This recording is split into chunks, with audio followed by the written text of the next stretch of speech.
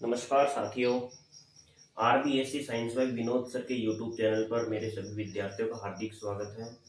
दोस्तों, हमारा प्रकाश का परावर्तन एवं अपवर्तन वाला अध्याय आरबीएससी माध्यमिक शिक्षा बोर्ड का चैप्टर नंबर 10वां चल रहा है, जिसका लेक्चर नंबर 2 है। आज चैप्टर 10 प्रकाश का परावर्तन एवं अपवर्तन, लेक्चर नंबर 2। तो आज हम इस अध्याय के कुछ दर्पण की, कुछ लेंस की, उससे पहले हम दर्पण की परिभाषाएं हैं कुछ इंपॉर्टेंट, उनका आज अध्ययन करेंगे। उसके बाद फिर हम अवतल और उत्तल दर्पण के उपयोग पढ़ेंगे। फिर उसके बाद इनके किरण आरेख पढ़ेंगे, यानी किसी वस्तु को कहीं रख रखी तो उसका प्रतिबिंब कहाँ बनेगा। कंटिन्यू देखिए साथियों। तो साथियों, कुछ महत्वपूर्ण परिभाषाएं। सबसे पहली परिभाषा है दर्पण के ध्रुव की, यानी दर्पण का ध्रुव क्या होता है। देखो साथियों, ये एक दर्पण है और ये मुख्य अक्ष है। ये दर्पण बना रखा है, ये एम, ये एन, ये पी, इसको बोलते हैं द्वारक। और ये जहां पर ये मुख्य अक्ष इस दर्पण को काट रही, इसको कहते हैं हम ध्रुव। ये क्या होता है? गोलीय दर्पण के परावर्तक पृष्ठ, यानी ये के केंद्र को, ये बीच वाले भाग को दर्पण का ध्रुव कहते हैं। यह दर्पण के पृष्ठ पर स्थित होता है, इसे पी से प्रदर्शित करते हैं, यानी इसको बोलते हैं पोल, यानी ध्रुव। नेक्स्ट परिभाषा दे रखी है आपको, वक्रता केंद्र। वक्रता केंद्र क्या होती है? गोलीय दर्पण के गोले के, यानी हम एक सर्कल बनाते हैं, वृत्त बनाते हैं, उस गोले के केंद्र को ही क्या कहते हैं? वक्रता केंद्र। जैसे देखो, ये गोला बना रखा है और इसको यहाँ से यहाँ तक लिख रखा है, इसके सेंटर में, इसको क्या बोलते हैं? वक्रता केंद्र सी। इसे सी से प्रदर्शित करते हैं और इसको हम क्या बोलते हैं? त्रिज्या भी बोलते हैं, वक्रता त्रिज्या। मुख्य फोकस क्या होता है साथियों? मुख्य अक्ष पर स्थित, ये मुख्य अक्ष है, इस पर स्थित वह बिंदु जहां पर मुख्य अक्ष के समांतर, यानी इसी अक्ष के समांतर ये आ रही है, और जहां पर ये काट दी, यहाँ और इसके बीच की दूरी, जहां पर काट दी, मुख्य अक्ष के समांतर आने वाली प्रकाश किरण पुंज दर्पण से परावर्तन, क्योंकि इससे टकराई, दर्पण की इधर नहीं गई, वापस इसी दिशा में लौट गई, दर्पण से परावर्तन के बाद मिलती या मिलती हुई प्रतीत होती है, इसे मुख्य फोकस कहते हैं। इसे कैपिटल एफ से प्रदर्शित करते हैं। एक स्मॉल एफ आता है फोकस दूरी, और एक कैपिटल एफ आता है मुख्य फोकस। नेक्स्ट परिभाषा आपकी फोकस दूरी। गोलीय दर्पण के ध्रुव तथा मुख्य फोकस एफ के बीच की दूरी को फोकस दूरी कहते हैं, यानी इसके और इसके बीच के जो डिस्टेंस है, इसे क्या कहते हैं? फोकस दूरी एफ। और इससे किससे प्रदर्शित करते हैं? स्मॉल एफ से। नेक्स्ट, समतल दर्पण, जो कि बहुत ज्यादा इंपॉर्टेंट है साथियों। समतल दर्पण क्या होता है? आपने कांच देखा होगा, जो हमारे घरों में यूज करते हैं हम कांच, अपना चेहरा देखते हैं, उसके अंदर जो हमारा प्रतिबिंब बनता है एकदम सीधा बनता है, एकदम आभासी बनता है, उसके आर पार नहीं बनता है। इस दर्पण से बनने वाला प्रतिबिंब सदैव आभासी एवं सीधा बनता है। इस दर्पण, ये वाला जो दर्पण है, इसकी यही खासियत है कि जो इससे प्रतिबिंब बनेगा वो एकदम सीधा बनेगा एवं आभासी बनेगा। दर्पण से वस्तु जितनी दूरी पर है, प्रतिबिंब उतनी ही दूरी पर बनेगा। जैसे मैं किसी दर्पण के सामने खड़ा हूं, दर्पण में से 2 मीटर की दूरी पर है, तो प्रतिबिंब भी कितनी मीटर की दूरी पर बनेगा? 2 मीटर की दूरी पर ही बनेगा। और जितनी दूरी पर प्रतिबिंब है, उतनी ही दूरी पर उसके पीछे बनेगा, और वस्तु के आकार का ही बनेगा। जैसे कोई 5 फीट की वस्तु है, तो दर्पण में भी 5 फीट की वस्तु दिखाई देगी, यानी उसी के आकार का प्रतिबिंब बनेगा। नेक्स्ट, ये भी लाइन इंपॉर्टेंट है साथियों, और जो इसके नीचे लिखी ये भी इंपॉर्टेंट है। प्रकाश के आधुनिक क्वांटम सिद्धांत में एक आधुनिक क्वांटम सिद्धांत दिया गया है, जिसके अंदर प्रकाश की कुछ प्रकृति के बारे में अध्ययन किया गया है। तो देखो, सिद्धांत में प्रकाश को न तो तरंग माना है और न ही इसे कण माना, यानी एक तरंग के रूप में गति करता है और न ही एक कण के रूप में गति करता है।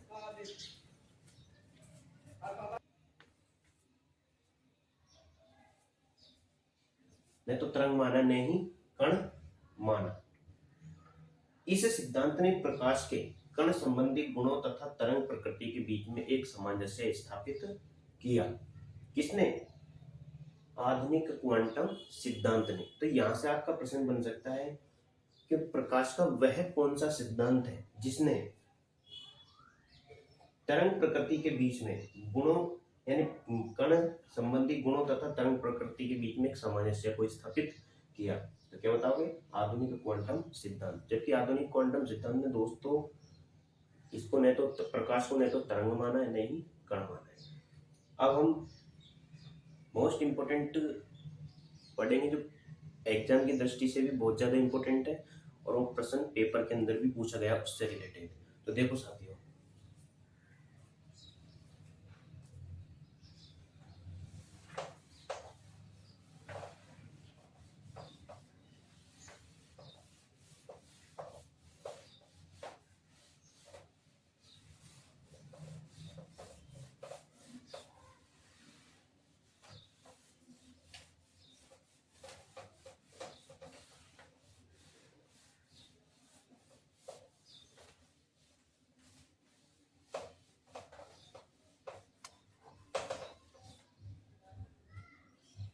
साथियों, इंपॉर्टेंट है वक्रता, त्रिज्या व फोकस दूरी में संबंध।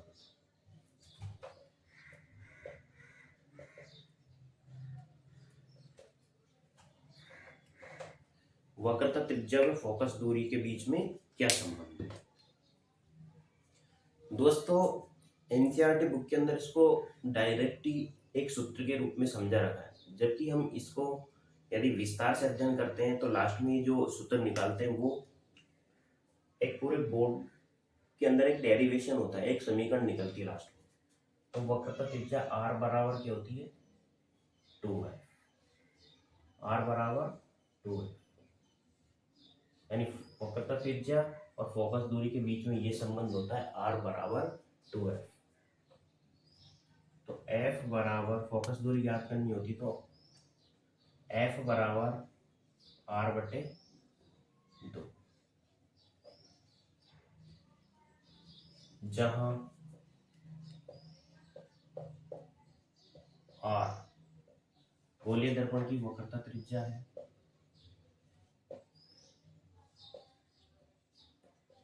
दर्पण की वक्रता त्रिज्या और f फोकस दूरी, दर्पण की फोकस दूरी। इन दोनों के मध्य ये संबंध होता है r बराबर 2f। तो क्या लिखोगे इसमें? वक्रता त्रिज्या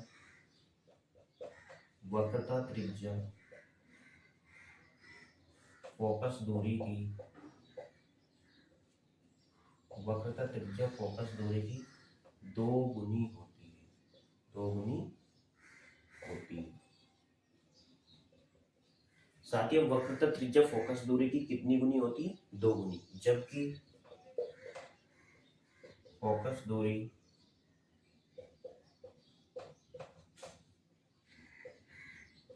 जबकि फोकस दूरी वक्रता त्रिज्या की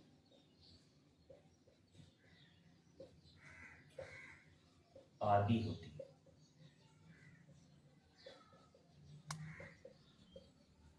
जबकि फोकस दूरी वक्रता त्रिज्या की आधी होती है। तो देखो संबंध कैसे है? r बराबर 2f।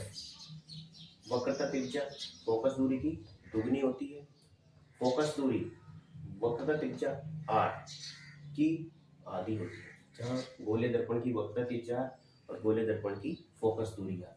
ये जो सूत्र लिखा साथी ये बहुत ज्यादा इंपॉर्टेंट है। पिछले साल 22-23 के सत्र में इस पर क्वेश्चन भी पूछा गया था और मैं आपको इस पर कुछ महत्वपूर्ण न्यूमेरिकल्स करा देता हूँ।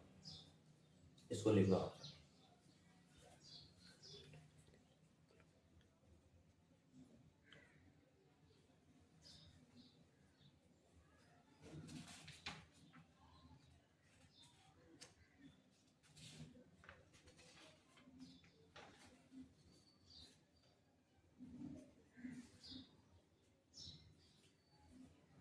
देखिए साथियों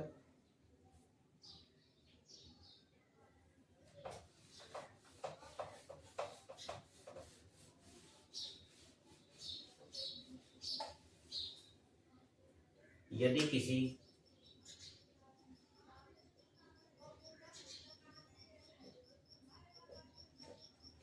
किसी गोलीय दर्पण की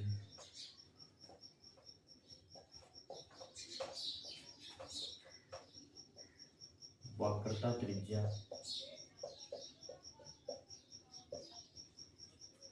30 सेंटीमीटर, तो इसकी फोकस दूरी क्या? तो इस दर्पण की फोकस दूरी ज्ञात।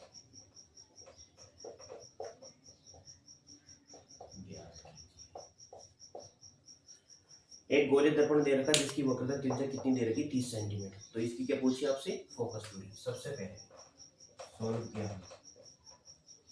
आपको क्या दे रखी है? वक्रता त्रिज्या आर। वक्रता त्रिज्या आर कितनी दे रखी है? 30 सेंटीमीटर। और क्या ज्ञात करनी है आपको? फोकस दूरी। फोकस दूरी एफ ये ज्ञात करनी है। तो आपको वही सूत्र लगाना है जो अभी निकाला आपने। तो R बराबर 2f, क्योंकि फोकस दूरी ये वक्रता त्रिज्या R बराबर 2 फोकस दूरी। अब आपको जो चीज दे रखी है वो निकाल दो। वक्रता त्रिज्या कितनी दे रखी है? 30 तो f का मान निकालना। f is equal to 30/2। तो f बराबर कितना है? 15। फोकस दूरी कितनी है साथियों? 15 सेंटीमीटर। आपने एक लाइन क्या लिखी थी अभी? वक्रता त्रिज्या फोकस दूरी की दोगुनी होती है। तो दोगुनी यदि यहाँ 15 होती तो 30 हो जाती। और फोकस दूरी वक्रता त्रिज्या की कितनी होती है? आधी होती है। एक और सवाल देखो आप।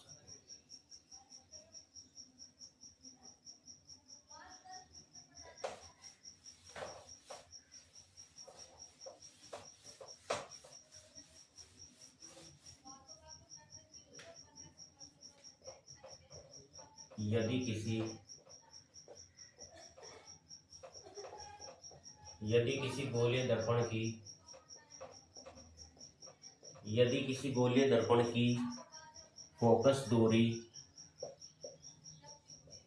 किसी गोलीय दर्पण की फोकस दूरी 20 सेंटीमीटर है, तो इस दर्पण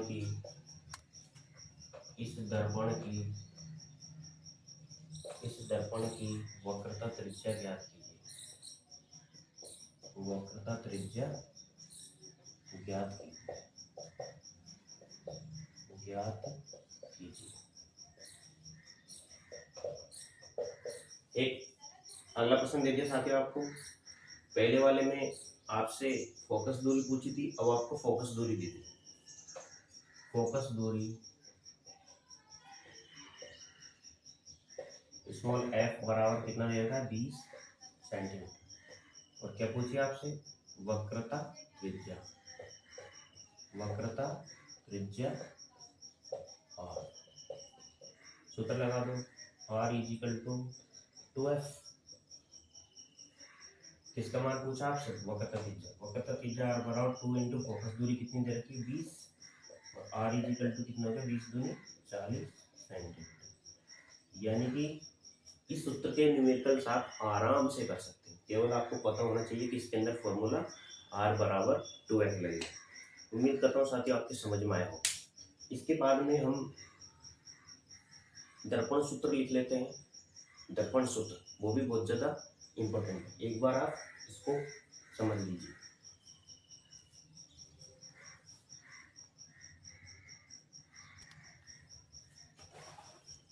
लिखो साथियों दर्पण सूत्र।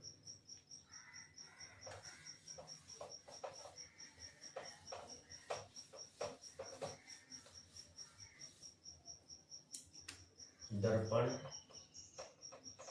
सूत्र। दर्पण सूत्र देखो क्या होता है। 1/f बराबर 1/v प्लस 1/u। 1/f बराबर 1/v प्लस 1/u। अब देखो जहां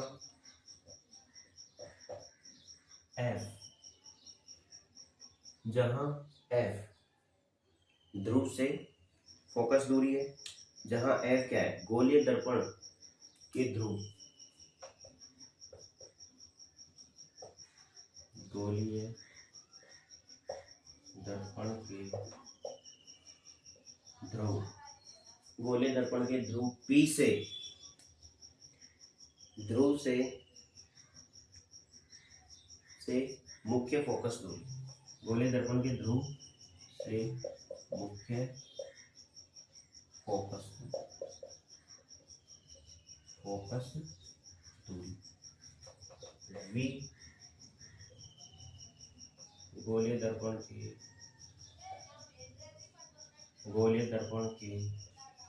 ध्रुव से प्रतिबिंब दूरी,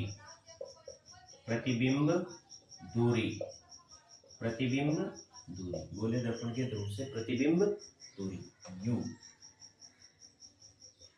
गोलीय दर्पण के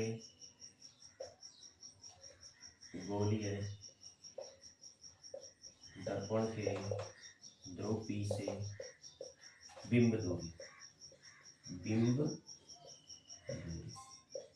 गोलीय दर्पण के ध्रुव P से बिंब दूरी, लिख लीजिए साथियों।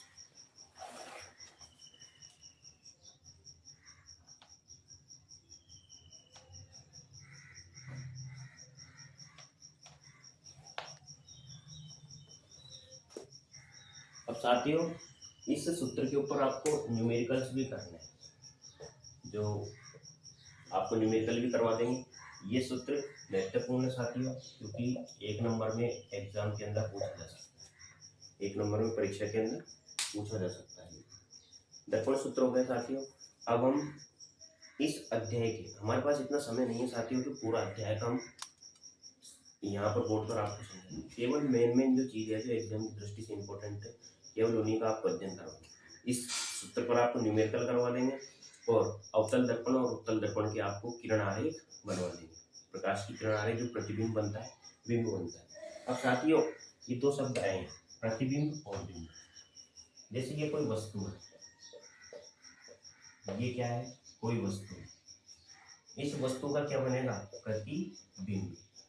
तो ये तो हो गई बिंब, ये तो क्या हो गई बिंब u, और इसी का क्या बन गया, प्रतिबिंब, उसको बोलते हैं, यानी मैं हूं, अभी मैं क्या हूं साथियों, प्रतिबिंब, और जो मेरी छाया बनेगी वो क्या है, मैं तो प्रतिबिंब हूं, और जो मेरी छाया बन रही है वो क्या है, मेरा, सॉरी साथियों, मैं तो क्या हूं, बिंब, और जो मेरी छाया बन रही है वो मेरा क्या है, प्रतिबिंब। तो साथियों आज के लिए इतना ही। एक बार पुनः आपका RBSC science by Vinod sir के यूट्यूब चैनल पर दिल से स्वागत है साथियों। आप अपना सपोर्ट ऐसे ही बनाए रखें। जय हिंद दोस्तों।